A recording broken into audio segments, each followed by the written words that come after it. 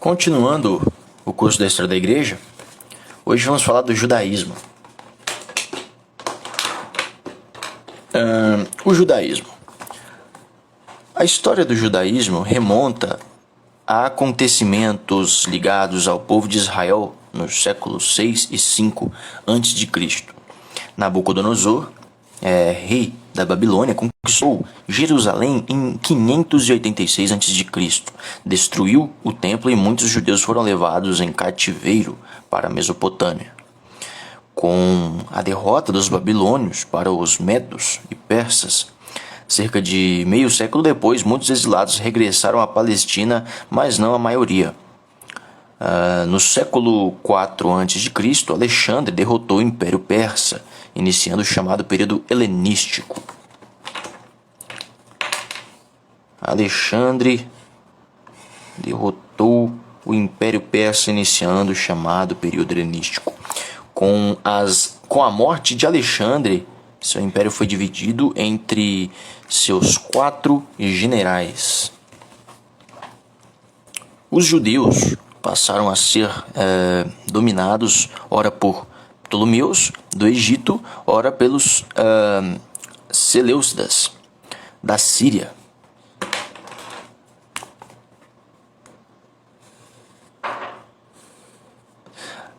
Alexandria, no Egito, passou a ser importante central cultural na antiguidade.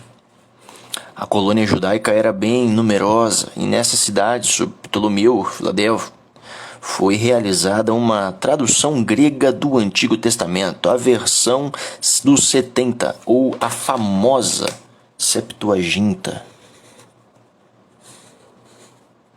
Tornou-se a versão autorizada da diáspora judaica e foi grandemente utilizada pelos cristãos dos primeiros séculos. Então a Septuaginta, a gente vai ver muito aqui, falar sobre a Septuaginta. Então a Septuaginta foi... cadê aqui? Aqui, ó, foi realizada uma tradução grega, então, do Antigo Testamento, a versão dos 70, a Septuaginta, né? Tornou-se, então, a versão autorizada da diáspora judaica, foi grandemente utilizada pelos cristãos do primeiro século, ok? Vamos lá, sob o domínio dos Seleucidas da Síria, os judeus sofreram uma invasão de tendências helenizantes. Então, os judeus sofreram uma invasão. Os judeus sofreram uma invasão de tendências, ó, que tende helenizantes.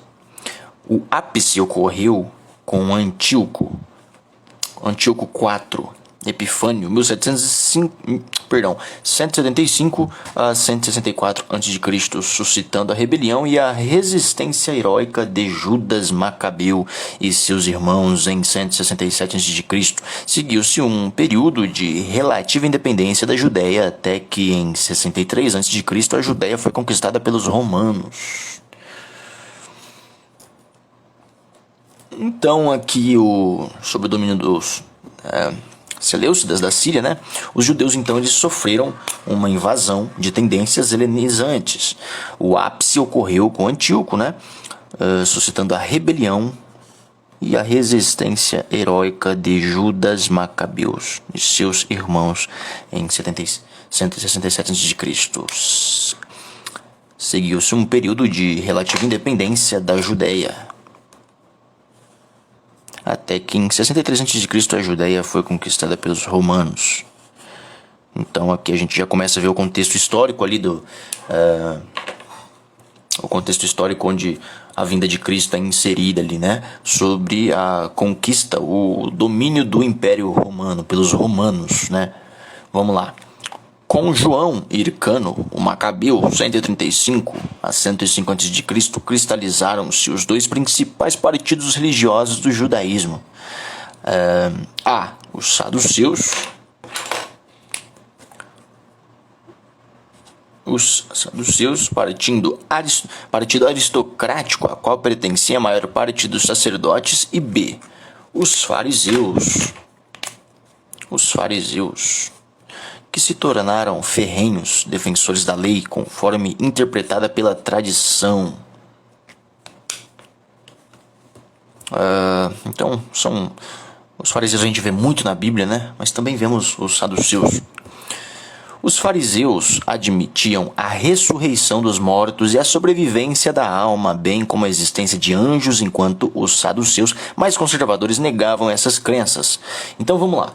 Os fariseus admitiam a ressurreição, ok, dos mortos.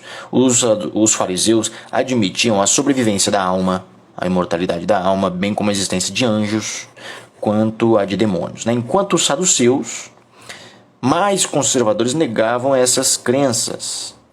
Surgiram também outros grupos, como os zelotas, de orientação política radical, e a comunidade de Qumran, cujos documentos vieram à luz a partir de 1947, com a descoberta dos manuscritos do Mar Morto. Com certeza vamos falar bastante também dos manuscritos do Mar Morto, muito importante. Trata-se de uma comunidade de moral rígida que aguardava a iminente luta entre os filhos da luz e os filhos das trevas. Então surgiram também outros grupos, como os zelotas. Quem quiser dar uma pesquisada aí, né? Os zelotas de orientação política radical e a comunidade de Qumran. Então, trata-se de uma comunidade de moral rígida, né? Que a comunidade de Qumran, né? Trata-se de uma comunidade de moral rígida que aguardava a iminente luta entre os filhos da luz e os filhos das trevas. Quanto às expectativas messiânicas, considerando os textos do Novo Testamento, da comunidade de Qumran e da literatura apócrifa, chega-se à conclusão de que Israel não existiu, que em Israel, né, não existiu um conceito único de Messias. Não existia então um conceito único de Messias.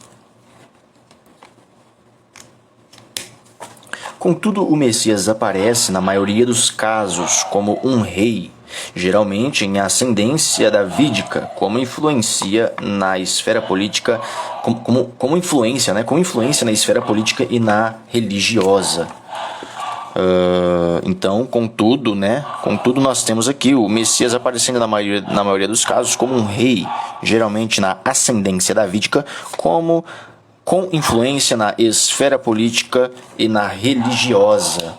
Pode-se observar que o contexto político e cultural do mundo greco-romano, incluindo o judaísmo palestinense e da dispersão, apresentava condições propícias para o surgimento e propagação do cristianismo.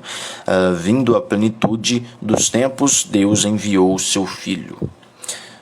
Vamos ler novamente Pode-se observar que o contexto político e cultural do mundo greco-romano, incluindo o judaísmo palestinense e da dispersão, apresentava condições propícias para o surgimento e propagação do cristianismo.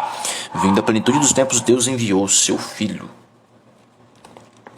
Então, o contexto político e cultural do mundo greco-romano inclui o judaísmo palestinense, da dispersão apresentava condições propícias para o surgimento e propagação do cristianismo. Ele apresentava então condições propícias para o surgimento e propagação do cristianismo. Vindo à plenitude dos tempos, Deus enviou o seu Filho. Ok, pessoal? Vamos ficando por aqui, até o próximo vídeo.